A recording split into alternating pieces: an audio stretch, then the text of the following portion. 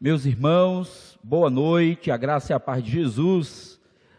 Muito feliz podermos mais uma vez estarmos nesse tempo de celebração, de unidade, de louvor ao nosso Deus, de gratidão ao nosso Pai bendito, apesar de todas as circunstâncias, de todos os momentos que temos vivido, o Senhor tem cuidado de nós, não tem deixado faltar absolutamente nada, e nós louvamos ao Senhor. Mais uma vez queremos expressar aos irmãos, à igreja, o nosso sentimento em relação àquelas pessoas que têm sofrido com essa pandemia. O nosso sentimento é o de estarmos orando, intercedendo por sua vida, que o Senhor Deus esteja dando consolo para você, para lidar com todos esses momentos, com toda essa luta que tem assolado e alcançado a vida de tantas pessoas no mundo, especialmente aqui no nosso país, que tem se configurado num momento muito difícil. Então nós queremos dizer para você que temos orado enquanto igreja e pedimos a Deus que traga consolo, mas acima de tudo perseverança nesses dias de dificuldade que nós temos vivido por causa dessa pandemia que tem causado todo esse transtorno e causado tanta dor e tanto sofrimento à vida de tantas pessoas. Mas enfim, nós chegamos ao término dessa série que eu posso dizer para você que foi desafiadora, e ela foi muito desafiadora, especialmente para a minha própria vida, já que simplesmente de uma hora para outra, sem que esperássemos, nós tivemos que paralisar todas as nossas atividades. Para nós que fazemos esta igreja, eu tenho certeza que para você que é membro dessa igreja, que tem acompanhado tudo que nós fizemos, a maneira como Deus foi agraciando a vida dessa igreja, como Deus foi revitalizando, restaurando a vida dessa igreja, eu tenho certeza absoluta que para você quanto para mim, esses dias foram sem dúvida alguma muito difíceis e desafiadores. Portanto, a gente simplesmente teve que paralisar tudo, né? Eu tive a oportunidade de ler um livro que foi lançado agora recentemente, um livro que vai tratar sobre a pandemia, né? A relação da pandemia com Deus, com o nosso Criador. É um livro escrito pelo N.T. Wright, e ele fala da reação britânica e americana frente ao coronavírus. Então me permita falar um pouquinho sobre o que ele diz, logo no início, nos primeiros trechos do livro. Ele fala o seguinte: primeiro, o vírus atingiu os chineses, mas não somos chineses e, de qualquer maneira, a China está muito longe. Além do mais, coisas estranhas, como comer pangolins, acontece por lá. País muito exótico, as pessoas comem coisas estranhas, então é normal que um vírus acabe sendo desencadeado, uma situação como essa, por lá. Então, ele atingiu o Irã, mas não nos preocupamos, visto que o Irã está longe, e de qualquer modo, é um lugar muito diferente do nosso. Em seguida, atingiu a Itália. Mas pensamos, ora, os italianos, eles são sociáveis, pessoas táteis. É claro que o vírus se espalhará por lá. Mas nós ficaremos bem. Por fim, chegou a Londres e a Nova York. E de repente, não existia mais qualquer espaço seguro no planeta. Quando ele fez essa referência, ele faz essa citação, ele faz essa fala aqui, ele reproduz isso aqui no seu livro, era pensando em um outro momento, de um outro líder, de um outro pastor, que falava a respeito da Segunda Guerra Mundial. Quando ele dizia que quando o nazismo surge, então algumas pessoas diziam, mas nada vai acontecer comigo. E os nazistas vieram e levaram um determinado grupo de pessoas, mas essas pessoas não têm nada a ver, eu não conheço elas, nem sei quem são, até que levaram todas as pessoas, inclusive os judeus, e aí ele diz, agora não tem quem me socorra. Você imagina que diante de uma agenda completa, este ano, toda uma agenda que fizemos, os FF6, nossa conferência de aniversário de 50 anos da IB, as atividades do Viva a Esperança, as turmas de Casados para Sempre, a formatura, o casamento coletivo. Você já imaginou as agendas pessoais, casamentos cancelados ou adiados? Eu mesmo tinha me programado e tinha agendado uma viagem, eu e Micheline tínhamos agendado uma viagem para comemorarmos o nosso 24º aniversário de casamento, e precisamos desistir da viagem, adiar para um outro momento. Tudo simplesmente parou, gente. Ficar em casa, medo de adoecer, resistência a ir ao médico, porque ir ao médico era sinal e era um perigo, porque poderia ser a possibilidade de ser contaminado e pegar a doença, pegar a Covid-19. Caos completo. Más notícias todo dia. Negação da gravidade da doença por causa de alguns. Desrespeito à vida, gente que não estava nem aí, que contaminou outras pessoas, que adoeceram, pessoas que ignoraram a doença e pegaram a doença e morreram por causa da doença. Um caos no sistema de saúde, pessoas perdendo o emprego, pessoas depressivas. Às vezes pensamos e olhamos e parece que estamos num filme, mas que a coisa é surreal, é algo inacreditável. Nestes últimos dias, o desespero dos pastores para retornar suas reuniões presenciais era o medo de perderem seus membros, preocupação com a arrecadação baixa, contas para pagar, aluguel de prédio, tanta coisa, e começou esse desespero na mente dos pastores. Eles disseram, vamos voltar.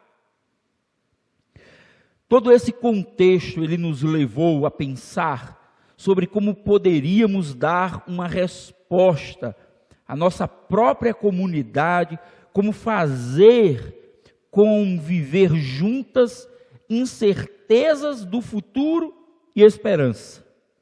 Estaria a igreja em quarentena?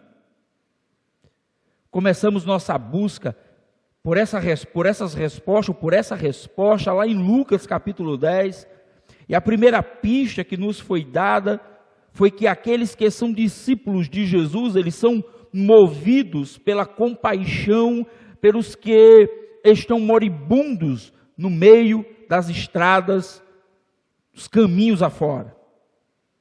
aprendemos que nossa vocação sacerdotal é uma vocação para serviço.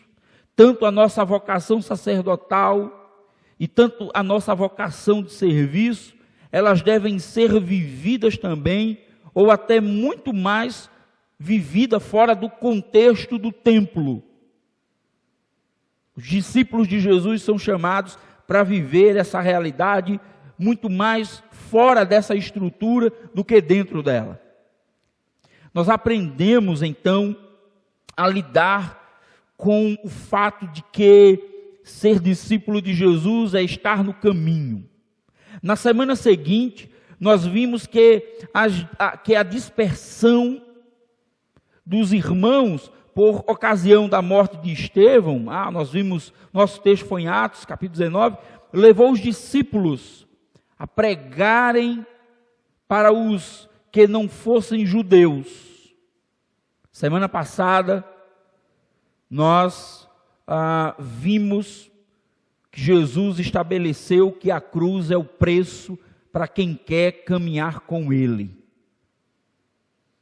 É o preço, talvez, de uma vida não tão confortável. Por isso, esses dias que nós estamos vivendo, que afetam a igreja, que é a mais conservadora de todas as instituições, me parece que estão vivendo esses dias de hoje, porque todo mundo está tentando se adaptar, todo mundo está procurando um jeito de resolverem as suas vidas, mas a igreja ainda continua querendo viver como se vivesse no passado.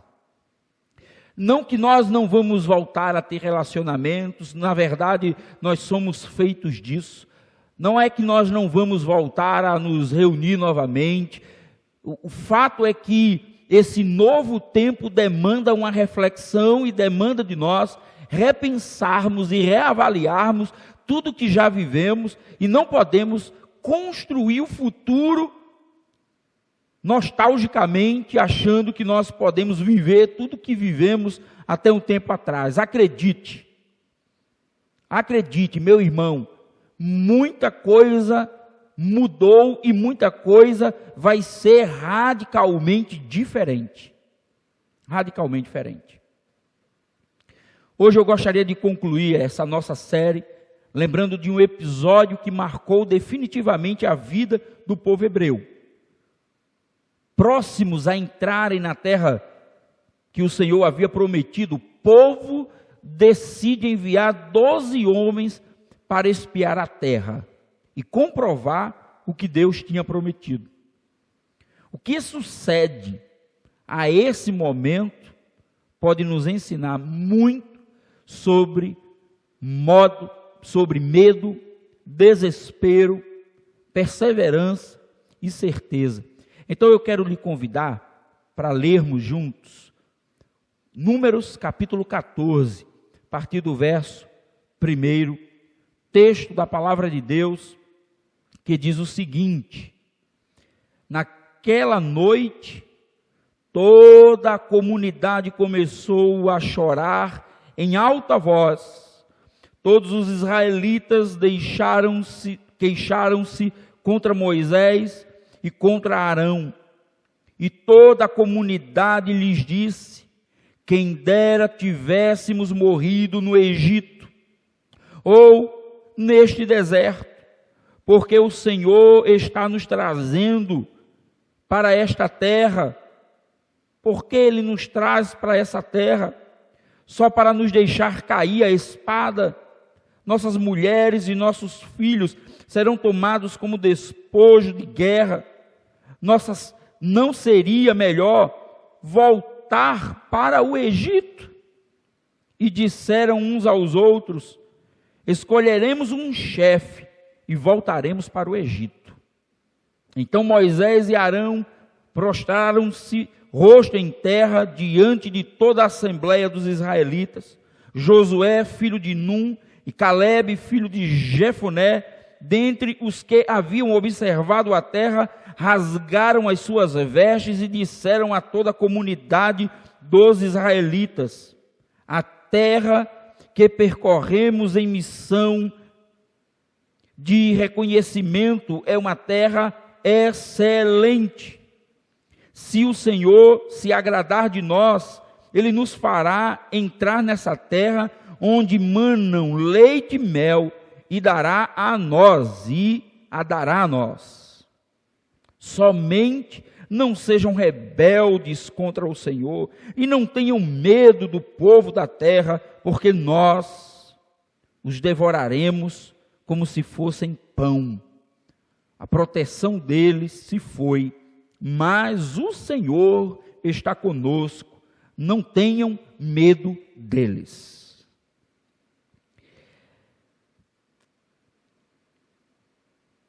O tema dessa nossa mensagem de hoje é: transforme más notícias em ato ou atos de coragem.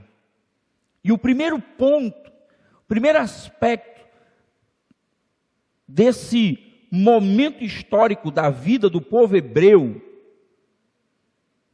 primeiro aspecto é que a murmuração é a declaração pública que fazemos em que culpamos Deus pelos males existentes ou por aqueles males que virão.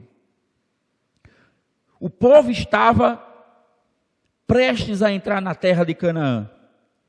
Deus tinha já coordenado todo o processo. Então eles decidem, vamos ver a terra. Vamos ver como é que é a terra, se realmente ela tem tudo aquilo que dizem que ela tem. E diz que mandaram os espias, e eles retornam, e eles trazem desastrosamente todo tipo de má notícia. Eles primeiro fazem elogios. A terra é boa, é ótima, mas os problemas que nos virão serão maiores do que os benefícios que teremos. E aqui no verso 14, ele já começa dizendo, o povo já começa chorando, o povo já começa lamentando. Portanto, a murmuração, ela é essa declaração pública que fazemos quando culpamos a Deus pelos males existentes ou aqueles que irão ou que virão. O texto diz que naquela noite toda a comunidade começou a chorar em alta voz. Todos os israelitas queixaram-se contra Moisés e contra Arão, e toda a comunidade lhes disse: quem dera tivéssemos morrido no Egito, ou neste deserto, porque o Senhor está nos trazendo para esta terra, só para nos deixar cair a espada. É prazer que Ele tem em nos trazer para cá e nos ver ser devorados pela espada dos inimigos. E as nossas mulheres e nossos filhos serão tomados como despojo de guerra. Não seria melhor voltarmos para o Egito? E aí eles se olham e dizem uns aos outros: escolheremos um chefe e voltaremos para o Egito. A murmuração, ela nos transforma em seres dramáticos. Você pode ver que todo indivíduo muito dramático, ele vive de murmurar, ele vive de reclamar, ele vive de o tempo todo colocar os problemas acima da possibilidade de soluções. Você vai conversar com ele, ele só murmura, ele só reclama. A murmuração, portanto, ela nos transforma em indivíduos, em seres dramáticos. Uma igreja que murmura, ela se transforma numa igreja dramática, o nosso fim, acabou, o que é que vamos fazer agora? Acabou, estão perseguindo a igreja, não vamos mais nos reunir, não vamos mais pregar o evangelho, não vamos mais anunciar Jesus. A murmuração, ela gera no nosso coração um sentimento dramático, de fim. Outro fator importante é que a murmuração, ela aflora a nossa raiva. Nós perdemos a capacidade de seguir boas orientações. Nós não conseguimos mais ouvir nada de bom. Na verdade, aquilo que nós julgamos que seja o bom, é como se fosse uma reação desesperada para resolvermos imediatamente os nossos problemas. Foi isso que os israelitas fizeram. Primeiro eles recebem a notícia e eles caem numa dramatização enorme. A comunidade toda começa a chorar em alta voz. Mas depois eles começam a dizer, olha, tudo isso é uma loucura, melhor voltarmos para o Egito, ou melhor fosse, que nós até fôssemos mortos aqui no deserto, mas morrermos debaixo da espada de inimigo, vermos os nossos filhos e as nossas famílias serem levadas como despojos de guerra, de forma nenhuma. Então a murmuração, ela aflora essa raiva.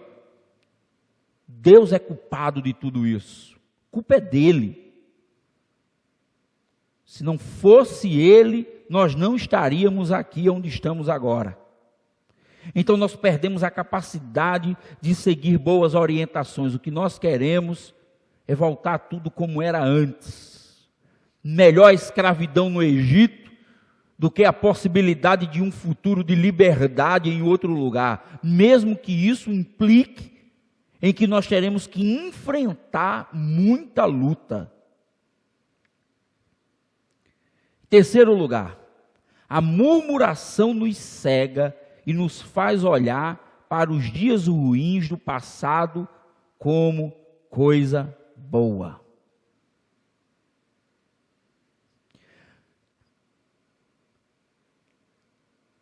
Ela aflora um sentimento de raiva, portanto, vamos levantar aqui um motim contra Moisés. Não seria a primeira vez, porque vão tentar fazer isso em outros momentos, contra Moisés e Arão. Mas o que é interessante aqui é você perceber que esse sentimento de murmurar, de reclamar, de colocar o tempo todo, sabe, maximizar a raiva, maximizar o problema, faz com que as pessoas comecem a viver nessa murmuração constante. Portanto, a murmuração gera no nosso coração um desejo de motim contra a liderança, contra qualquer pessoa, mas ela gera no nosso coração também uma cegueira. Então nós queremos voltar com tudo como era antes. Queremos voltar para o passado. Que história é essa da igreja não ter reunião? Que história é essa da igreja estar fechada? Que história é essa da igreja? Não, para com isso. Que história é essa do pastor estar orientando a igreja de que os cultos serão, como tem sido chamado, né? São cultos místicos ou híbridos, é culto presencial e ao mesmo tempo online. Então a igreja precisa agora investir em tecnologia. A gente nunca fez isso, por que a gente precisa fazer isso agora? Por causa de um vírus?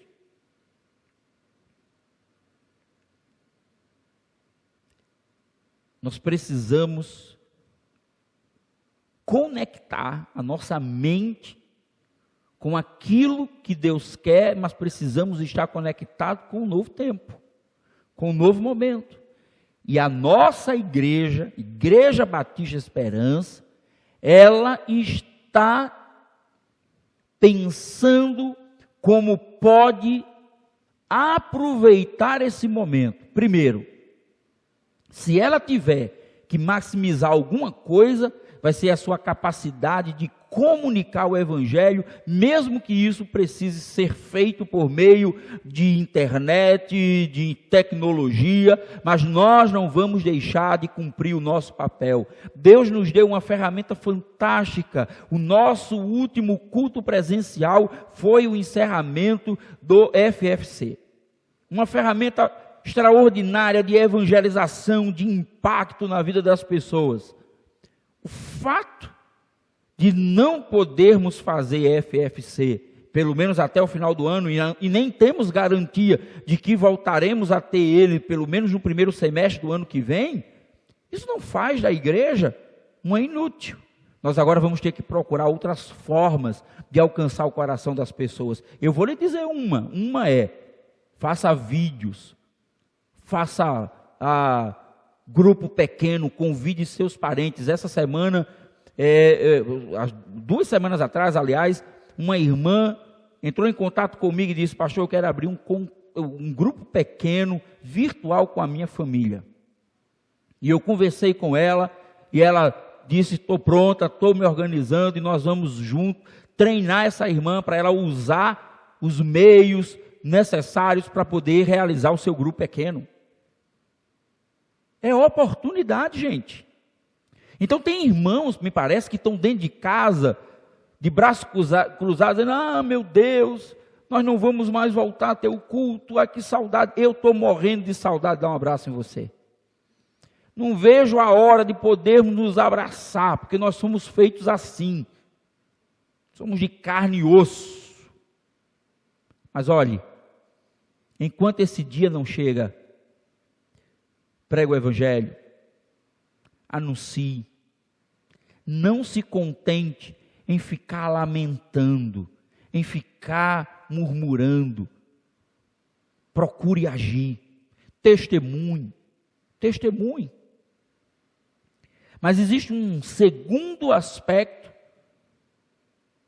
que nós percebemos nesse comportamento do povo diante do relatório dos espias, e especialmente os espias, quando eles prestam relatório, eles iniciam esse sentimento de impotência do povo diante dos desafios que estavam por vir. Entre a multidão que reclama, existem aqueles que veem os desafios como oportunidade de cumprir a missão.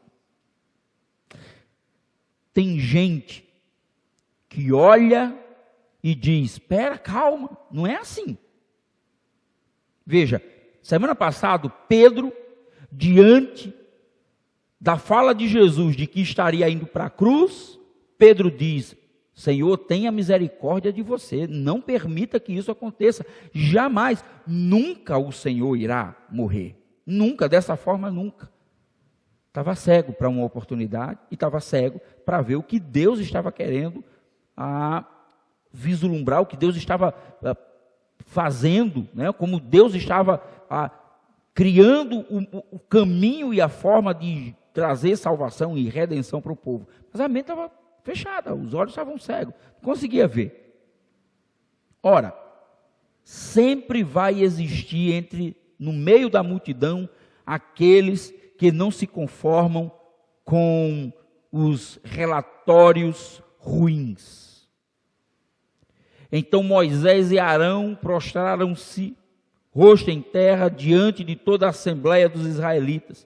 Josué, filho de Num, e Calebe, filho de Jefoné, dentre os que haviam observado a terra, rasgaram as vestes e disseram a toda a comunidade de Israel: a terra que percorremos em missão de reconhecimento é uma terra excelente. Se o Senhor se agradar de nós, Ele nos fará entrar nessa terra onde mana leite e mel, e a dará a nós.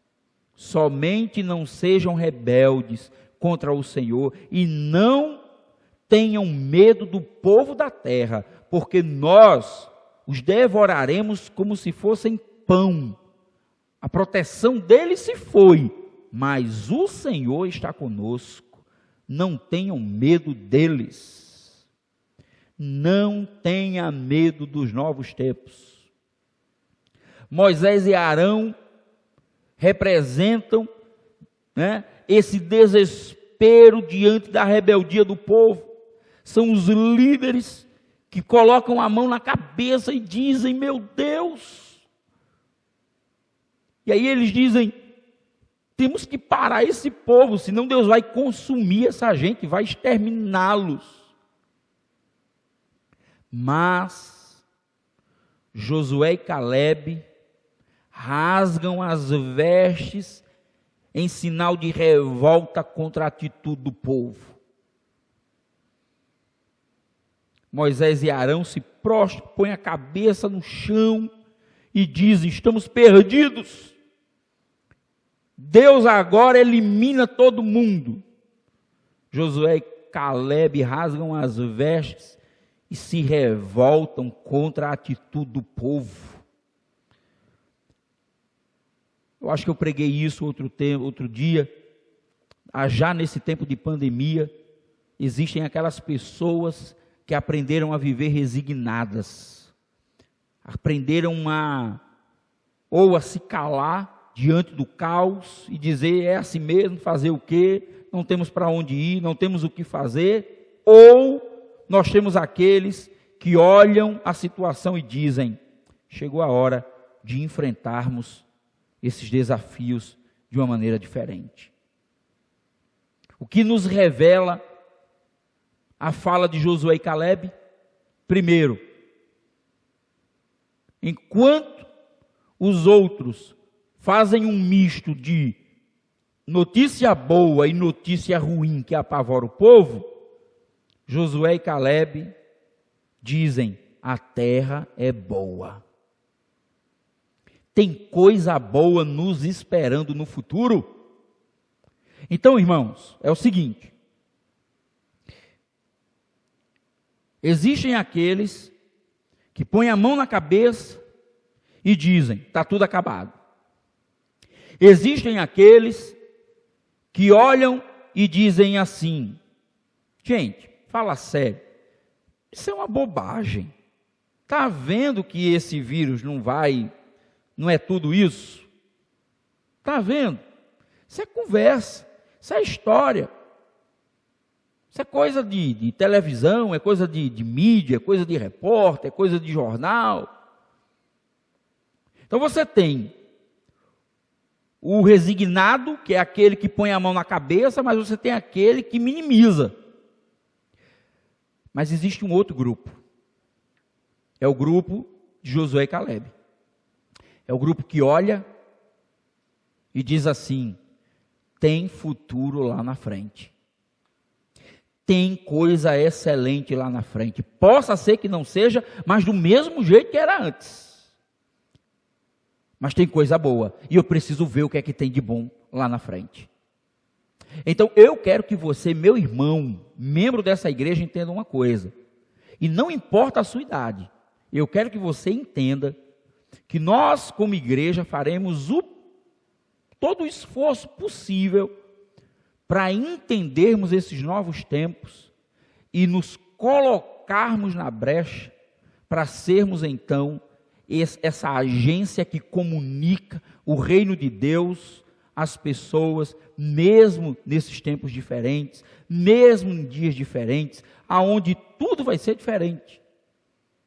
Aliás, deixa eu dizer uma coisa: nós que fazemos essa igreja, já no início da pandemia, já no início do isolamento, lançamos para os irmãos o desafio de se inscreverem numa escola de estudo da Bíblia EAD. E olha, impressionante, porque a adesão gerou em torno aí de 40 e poucas pessoas. Muita gente. E o pessoal está lá, fazendo as atividades, olhando os vídeos que são gravados, lendo os textos, estão participando, aprendendo como estudar a Bíblia. O que eu estou lhe dizendo é que novos tempos virão. E isso não foi um experimento só por causa desse tempo de quarentena, não. Isso é uma tendência.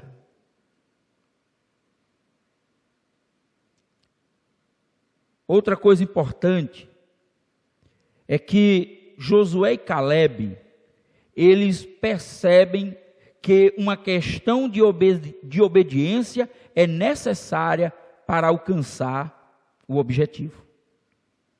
Então é o seguinte: precisamos obedecer à vontade de Deus. Precisamos fazer aquilo que Ele nos colocou para fazer. E o que foi que Ele nos colocou para fazer? Pregarmos o Evangelho e sermos suas testemunhas nesse mundo. Então, para o povo de Israel, era confiar em Deus. Era crer que Deus estava no controle. Para mim e para você, é a oportunidade que Deus nos dá de ainda mais potencializarmos essa capacidade de anunciar o Evangelho, de fazermos isso com mais intensidade, com mais excelência. Então nós queremos sim comprar mais equipamentos, queremos comprar filmadora, queremos fazer um bocado de coisa, queremos melhorar, e no dia em que tivermos parte da igreja aqui presencial e parte da igreja em casa, todo mundo vai estar participando. Todo mundo vai estar participando. Todo mundo vai estar celebrando. Portanto, obedeça. É aquilo que Josué diz. Obedeçam. Quando eles dizem que não tenham medo, não estavam negando os desafios que teriam, mas estavam afirmando que os problemas seriam menores que a coragem deles. Então é o seguinte: tem problema? Tem problema. Tem um desafio à frente? Tem um desafio à frente. Temos uma pandemia para lutarmos contra ela? Temos uma pandemia. Mas a pandemia não é maior do que a nossa coragem, porque sabemos que o Senhor está conosco. O Senhor está comigo, o Senhor está com você. O Senhor está com você, meu irmão, no seu trabalho, mesmo que você tenha que mudar a forma de como você tem que lidar com o trabalho hoje. Deus está com você na escola, mesmo que você tenha que mudar o formato de escola. Aliás, só dando um exemplo aqui, vocês sabem que Anne tem um grupo pequeno, Anne, filha de Hélio Júnior, tem um grupo pequeno na escola. Com a pandemia, o grupo morreu? Não. Ela continua tendo um encontro virtual com seu grupo, faz a videoconferência, ela posta as fotos. Queridos, nós não podemos ser daqueles que retrocedem ou que ficam murmurando o tempo todo. Portanto, quando eles dizem que não tenham medo, eles não estão minimizando o problema. Eles estão apenas dizendo o seguinte: nós não vamos deixar que o medo tome conta da nossa mente. Nós não vamos deixar. A confiança deles não se baseava na própria força que eles tinham, mas na certeza de que Deus estava com eles. Portanto, Deus sempre estará com o seu povo, Deus sempre estará com aqueles que se submetem à sua vontade. Eu quero, portanto, queridos, chegar à conclusão desse momento. Você já deve saber qual foi a conclusão dessa história que nós acabamos de contar. Ali mesmo Deus castigou o povo a peregrinarem 40 anos no deserto, até que a geração de 20 anos para cima que saiu do Egito morresse toda. Mas o fim de Josué e Calebe foi outro. Verso 29 diz assim: cairão neste deserto os cadáveres de todos vocês, de 20 anos para cima, que foram contados no recenseamento e que se deixaram e que se queixaram contra mim. Nenhum de vocês entrará na terra que com mão levantada jurei dar-lhes para a sua habitação, exceto Calebe, filho de Jefoné, e Josué, filho de Num.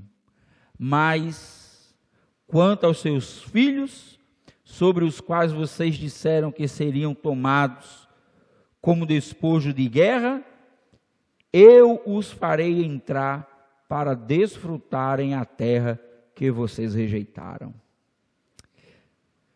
Querido, não rejeite aquilo que Deus tem feito. Então eu posso concluir dizendo o seguinte: a igreja não está em quarentena. Não, meu irmão, a igreja, nem o povo de Deus, ao longo da sua vasta história, esteve em quarentena. Tudo o que Deus fez com o seu povo teve o propósito de transformar sua gente em paradigma, em modelo para o mundo.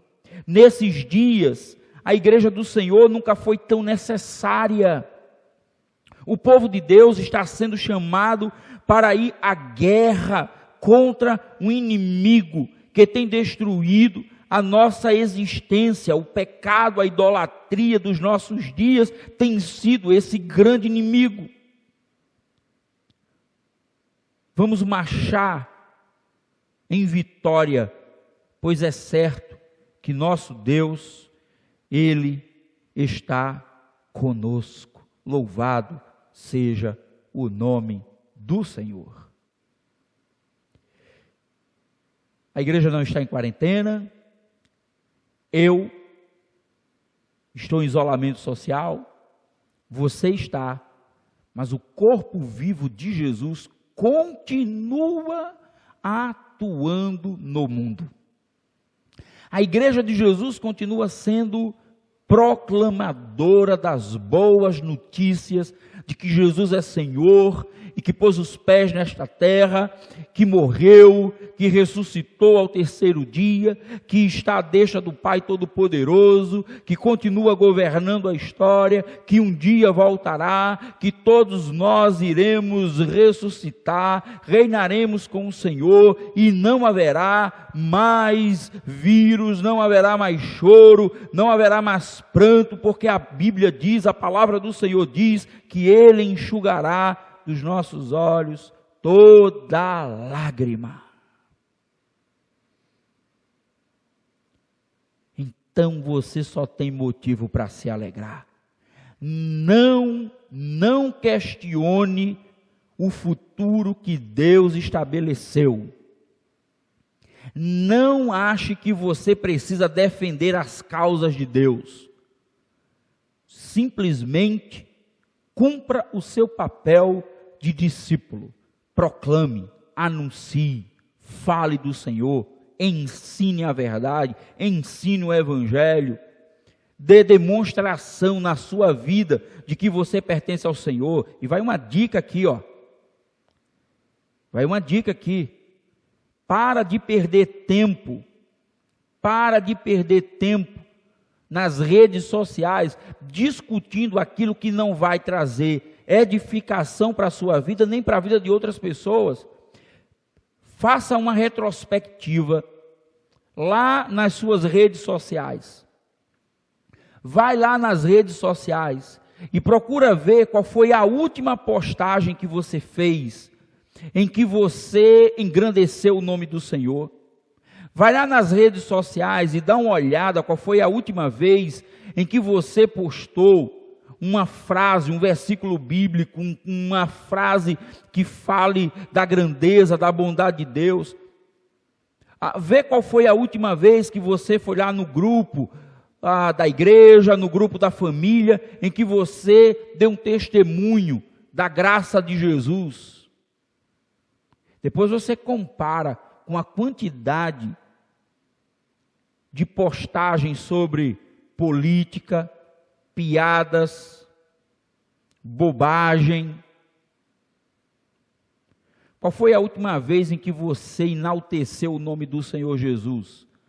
Cuidado para quando você não voltar lá na internet, você não descobrir quantas vezes você enalteceu o nome de pessoas, o nome de gente.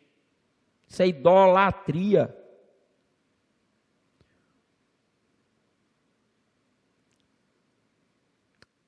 Quero orar nesse momento por sua vida, por minha vida, pela vida dessa igreja, pela vida da igreja de Jesus no Brasil e no mundo. Quero lhe convidar a curvar sua cabeça, nesse momento. Senhor Deus, estamos diante de Ti humildemente. Queremos dizer para o Senhor que reconhecemos que tem coisa boa lá na frente, tem um futuro que o Senhor tem reservado. Esse futuro é esse reino de Deus estabelecido, e nós precisamos fazer com que esse reino chegue na vida de tantas pessoas hoje. Portanto, nos colocamos diante de Ti, Senhor, como instrumento nas Tuas mãos, para que possamos, de maneira criativa, com sabedoria, anunciarmos às pessoas as grandezas e as virtudes daquele que nos tirou das trevas e nos colocou na sua maravilhosa luz. Senhor, eu peço ao Senhor pela vida desta igreja, Igreja Batista Esperança. Muito obrigado, porque, ó Deus, nós temos tido a oportunidade de anunciar o Teu nome neste lugar. Muito obrigado. Pedimos ao Senhor que nos ajude, que nos fortaleça os passos, para que sejamos mais ousados, sejamos mais corajosos, ó Deus, e possamos fazer muito mais do que temos feito hoje. Pedimos pela vida de cada membro, de cada pessoa que faz parte dessa comunidade, que possa ela ser um instrumento de Deus, proclamando Jesus aonde ela estiver, em casa, na quarentena, no isolamento, que ela seja uma proclamadora de Jesus. Eu quero te pedir que o Senhor proteja os nossos irmãos, guarda os Teus servos, ó Deus, de todo mal. Pedimos por aqueles que estão hospitalizados, aqueles que estão doentes, aqueles que estão, ó Deus, desesperados, aqueles que estão angustiados, aqueles que estão depressivos, que o Teu Espírito Consolador, que a Tua mão protetora venha sobre cada um, e que eles sintam, ó Deus, o bálsamo, o cuidado e a proteção do nosso Deus. Obrigado, ó Deus, por esse tempo. Obrigado. Eu te oro assim em nome de Jesus. Amém e amém. Muito bem, meu querido irmão. Olha, como eu disse semana passada, hoje está lá no grupo da igreja, grupo do WhatsApp. Você vai ter um link lá, que é um link para que você possa entrar numa sala para onde a gente possa bater um papo. Então, terminou esse momento, vai lá, entra, conversa com o seu irmão. Quando terminar o louvor, quando terminar o culto, você vai lá, entra e vamos conversar um pouco, né? A cantina vai ser a cozinha, viu, Luciana? Vai ser a cozinha da sua casa. Então, vamos bater um papo, vamos conversar, vamos matar a saudade um dos outros, e vamos permitir que a alegria do Senhor preencha o nosso coração e a nossa vida. Portanto, uma semana abençoada para você, e se prepare que tem série muito importante para o mês de julho. Que Deus abençoe sua vida grandemente, meu irmão.